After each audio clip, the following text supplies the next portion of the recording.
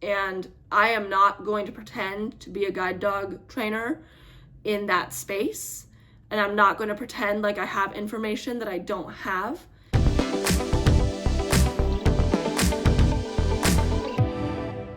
Hey guys, it's Hope. Welcome back to my YouTube channel, and today we are doing a Q&A. Now, as I've been prepping for class, which I'm leaving to go very soon, I'm really excited. Obviously, you all are coming along. I'm gonna show the entire class journey as much as I can, or at least my thoughts and my feelings and everything. Like, we're going to class together soon. But I've noticed that as I've been transitioning, retiring leader, getting ready for class, all of this stuff, I have encountered a lot of questions. My friends, my church people, my small group, all of my people have so many questions, which I love, but those questions feel to me like, well, everybody should know this. This is common knowledge. But it's not common knowledge. And I didn't know that because I live in the guide dog world. I am in the guide dog world. I've worked a guide for 7 years. So when I started receiving all these questions, I was like, well, of course this is common knowledge, or of course, but it's not. So I decided that it was time to sit down and answer all of the questions. Retirement, guide dog class, before class, after class, during class, all of the questions. Because it's important, and I want you to have the information that you need and that you want. So I'm going to try to answer your questions. Now, some of these questions are questions that I have gotten literally almost every time I talk about guide dog successor and class. And some of the questions are questions that I think people would want to know, but they haven't asked. So I have a list of 15 questions. There's a lot. So I'm going to try to rapid fire go through them. Here we go. Number 1, what is guide dog class? Guide dog class is essentially where you go and you spend 3 to 4 weeks, depending on the guide dog school, at that location with other students who are also receiving guide dogs, learning everything. You are bonding with the dogs. You are learning how to handle them. That includes things like feeding and care, brushing teeth, grooming, things like that.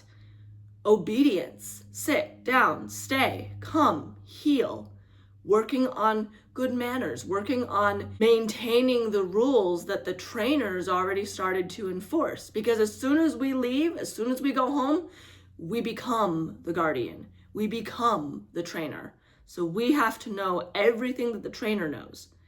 And the dog has learned 40 plus commands, basic obedience, plus the advanced harness work, plus all of the find the door, find the chair, find the curb, find the steps, all of those types of commands. That's 40 plus commands. So we have to learn all of that this dog has learned in about 1.5 to 2 years. We have to learn that in 3 to 4 weeks.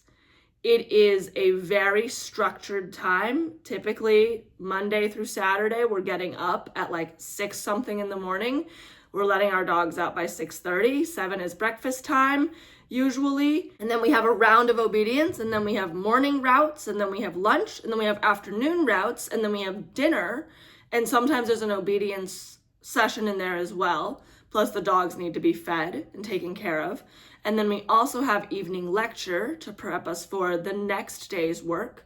And we go through a lot. Like I said, we cover everything from basic obedience to elevators, to malls, to restaurants, to museums, to walking out on streets, to going to nearby bigger cities and visiting those cities and practicing in those environments, to crossing streets and using buses and doing things that are called traffic checks. So this is at the very end of class, is when I did it, when I last went to class 8 years ago. So we had a morning where we had traffic checks, which was basically Leader and I would walk around the downtown area, kind of where the training center was, and we would walk around, and a trainer would be behind us, and an instructor would be in a car driving around and kind of slowly driving like across our path to ensure that the dog stopped, practiced intelligent disobedience, was able to back us off from cars, things like that. This is a very, very deliberate, structured training exercise that is only done inside the guide dog school. Only, ever. It is to test the dogs. There are trainers everywhere. We've got a trainer obviously driving. We've got a trainer behind us. This is not a like, oh, let's try this. This is an advanced skill once the teams are bonded and they want to make sure that they're sending out good partnerships, good teams, and just to reinforce the car intelligent disobedience so that when we are out in a suburban subdivision or whatever, and there's a car backing out, the dog knows to stop, and the dog will stop, and they've been trained on that. But again, this is a very serious training context only exercise, and never, ever, ever should be done outside of a guide dog class with professional instructors. So in terms of class, it depends on what school you go to. My school has smaller class sizes. So we have around 8 to 9 people. That was in my last class. I think we're gonna have that again. And then I've also been to schools that have like 15 to 20 clients in a class at a time. So, you know, it does vary based on school. The length of the class varies based on school, whether that's 3 weeks or 4 weeks.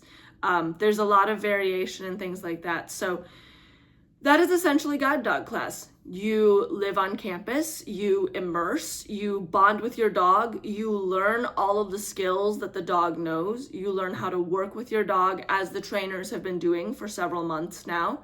You get tested on distractions and traffic and other things, and yeah, I mean, it's a lot, and it's stressful, and it's great, and it's rewarding, and you snap a lot. Like if you're not doing a route, sometimes you're taking a nap, and that's okay.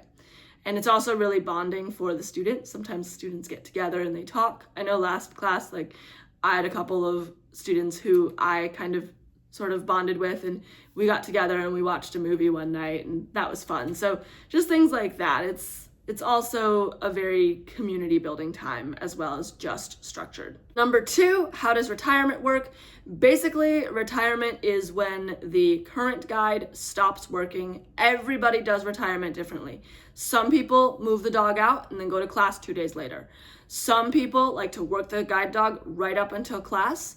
Some people need to bring the guide dog back into the guide dog school to help with placement because they can't keep the dog and they don't have someone to place the dog with. Some people place the dogs with family or friends. Some people keep the dog. It is a myriad of experiences, and no one experience is wrong. Every experience is valid. Every experience obviously has its pros and its cons, but at the end of the day, the guardian who owns the dog has to choose the best decision for them and for their dog. I chose for Leader to go live with loved ones, and I also chose to retire Leader many weeks before class so that I could have that gap time to grieve Leader adequately and then really start being excited and looking forward to my successor. Number 3, do I have dog information yet? No. I don't have name, I don't have breed, I don't have gender, I don't have anything, because when you get on campus, typically the trainers are just looking for solidification. So they look to solidify the match, they observe, they make sure that your information is up to date. They might do a walk with you. I'm not entirely sure how it's going to work this time. Last time I had to walk a dog from the prior string of dogs, so the previous group before our class's dogs. So they don't solidify right up until they come out of the training office to let us know who our dogs are. Number 4, what do you do without the guide dog? It's a good question. I live my life. I use my white cane. I still go to church. I go to the grocery store. I go to group events. I go here, there, and everywhere. I travel. I live my life because I can. My guide dog is an enhancement. Does it make me personally feel safer? Absolutely. Am I so excited for when I get to stop using the cane again? 100%. But I can live without my guide dog, and it was okay. And I survived, and it was good having a gap. And while it is not my chosen mobility aid, it is still a good mobility aid. So I was fine. Number 5, why do you have to go to a facility? Guide dog training is immersive. They want to make sure that you bond. They want to make sure that you step away from your life and fully invest in the training and in the dog. This class is not just about how to work with your dog and how to follow the harness. This class is about bonding. The trainers are watching to make sure that the bond solidifies. The trainers are making sure that everything is going well. They want you there. It's community building, so you build those relationships and those friendships with other people in your class. The trainers watch you. Everything is very immersive, and this is so they can also scale up. If they just handed you a dog and let you go home and you didn't know what to do, or they had to train you just at home, it would be harder to some extent. Now, there are definitely guide dog schools that do at-home training. That is definitely a thing. I think that a lot of guide dog schools prefer that you come to their campus because they expose you to things little by little, and they have certain routes designed to work on certain things, and they know their home area and things like that. And then you take all of the skills that you learned at their facility, at the school, and you apply them when you bring the dog home. So they typically like you to be on campus. But again, there are some facilities that do at-home training. Number 6, where do you stay? Typically, the guide dog school has accommodations for you, and they are luxurious. At least the ones that I've seen and the ones that I've been in are luxurious. Queen-sized bed, nice shower, nice bathroom, little vanity sink, a mini fridge to store all of your snacks, an Amazon Alexa sometimes, a TV, nightstands, a chair, a desk, space for the dog. So my guide dog school uses crates, so crate in the room. And then also there is space to go outside to relieve the dog right outside your door, which I think is incredible. And then, of course, there's the lecture hall space, which is also very cozy, couches and lounge space and stuff like that. So that's very nice. And they definitely have you hanging out there as well.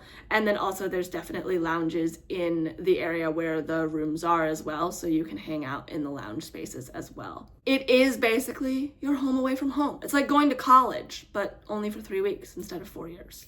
Number 7, do you fly with your dog? Yes, those who traveled in through flight, they will go flying home as well. And the guide dog is a service dog, so they are allowed on the planes. They just tuck right under your seat and they fold in real nice and they just hang out and you fly home. And if you can book extra room, you do. And if you can book a bulkhead seat, you do. But otherwise, you make do, and the dogs will be okay because we bring treats, and treats are everything. Number 8, how do you qualify for a guide dog? I answered this in another video, but essentially you have to be legally blind. That doesn't necessarily mean that you have to be totally blind. Blindness is a spectrum, so most blind people have usable vision. So you just have to be legally blind. I think for most guide dog schools, if not all, I can't remember every single guide dog school's standards, but you have to be legally blind and you have to have proficient mastery of your cane skills, and they will test that pretty heavily. You have to know how to independently travel before you can get a guide dog. If you want more information, I'll go ahead and link the playlist where I do talk about the top 10 asked guide dog questions, because I do have a lengthier description in that video if you want more information. Number 9, do you meet your dog beforehand? Typically, no. From my understanding, it's very rare that you meet your guide dog beforehand. And even if you do, you don't necessarily know that that's your match. And so they really want that surprise element. They really want to make sure that they solidify the match before they're telling you who your dog is. So you don't get pictures, you don't get to meet the dog, you don't get information on the dog typically. When you come to guide dog class, the trainers assess you, they understand more about your personality, your lifestyle, they revisit a few questions, they might just make sure that all of their information is up to date, and then they will refine their match, and then that will be your match.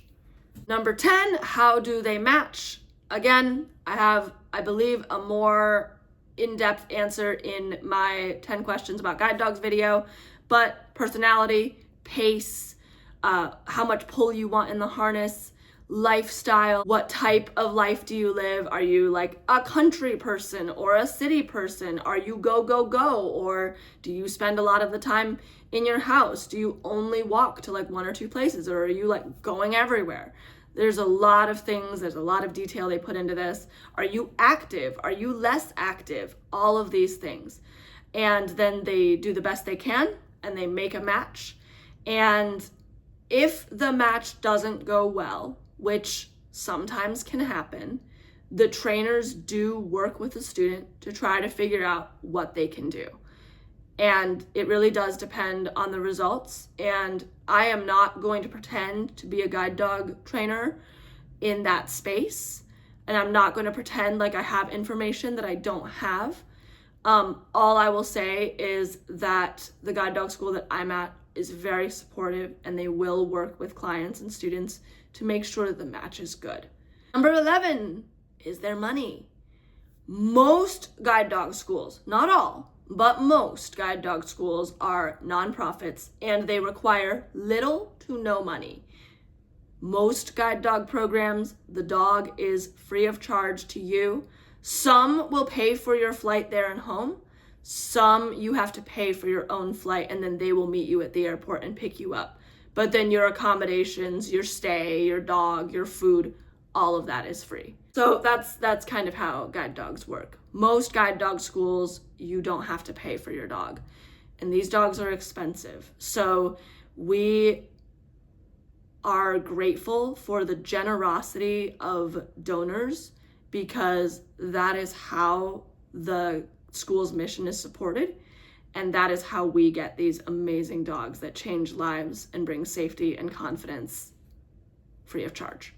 Number 12, can you leave campus? The answer is yes, sometimes. So I'm going to tell you how it is in my guide dog school, because every guide dog school is different. The way that it works in my guide dog school is that in the final weeks of class, you are allowed to leave campus if you are accompanied by a sighted guide. Then the dog can go with you. And the idea of that is they're not fully ready to let you just work your dog on your own without a trainer yet. And so you would take your dog in harness, but they wouldn't be like guiding. You would be using sighted guide during the outing. And the reason that the dog goes with you is because they want to continue the bond, that they want to make sure that the dog isn't away from you for a super long amount of time. So you put your dog in harness, you go wherever you want to go, but you use sighted guide. Because there is so much structure, they want to make sure that you're fully solid before they let you just like work on your own. And the time that they let you work on your own without a guide dog trainer around at all is after graduation. Number 14, how do you prep for class? Well, it's both emotional and logistical. So booking your flights, absolutely 100% thinking dog all the time and wanting a guide dog and wondering what the match will be and just kind of just like very excited and very much like, oh my goodness, I can't believe I'm going for a guide dog. And then you're also doing the whole countdown. You're like, oh my goodness, I have 3 days, I have 2 days, I have 1 day. This is awesome. This is amazing. So that, and then packing and making sure that you're taking everything that you need and all of that. Which, by the way, if you haven't seen my like survival tips for guide dog class, I'm gonna link that below as well. And I did include a number of things to pack in that list. Things that wouldn't necessarily be obvious as to like, hey, you should pack this. I included it. Nail clippers. I'm going to add that to the list. You need nail clippers. You're gonna be gone for 3 to 4 weeks. And if you don't have nail clippers, you're gonna be very sad because I didn't have nail clippers my first class, and that was not a good decision. I think I had to borrow some from like a trainer or somebody. I don't remember, but it was just like, I was packing and I was like, oh, I need nail clippers. And I made sure to put them in because I was like, I'm gonna need them at some point. And then number 15, what do you do when you get home? There's some strict guidelines when you get home. Typically they say like, don't let the dog off leash for several weeks. My guide dog school is 8 weeks. If it's not on the leash, it's either on tie down or in a crate. And this is not stingy. I thought this was like, what is this? But here's the thing. Guide dogs are puppies at heart. They're still young, they're still learning, and they're in a new environment. You have to make sure that the rules and the maintenance stay the same, which means keeping the guide dog on the leash to supervise and make sure that the dog is practicing good behavior in your house. Because your house is quite different from a training facility or a kennel environment. And you want them to remember how to be in a house. And a lot of what goes wrong is if the dog is given too much freedom too early, they can either get into something that they're not supposed to, or they can do things they're not supposed to do, or they can get away from your sight. And especially because even when you go home, the bond isn't fully solidified yet. And so you want to make sure that the dog knows, hey, I should be following her around. I should be following this person around my house. This is my human. And putting them on a leash signals that and solidifies that even more, especially if you're living with other people. So those are all 15 questions that I think are the most important to answer right now. If you have any more questions, I would be happy to answer them. And I thought this video was so fun. I was so excited to do it. And it's really cool to remember that like you don't know what you don't know, right? And so if you want to learn something, just ask. I'm always here. I always will answer your questions. You can be curious. And yeah, my hope is that you learn something this week, that you enjoy the sun or whatever weather you're having, and I will see you all in the next video. Until then, have a great day, guys. Bye.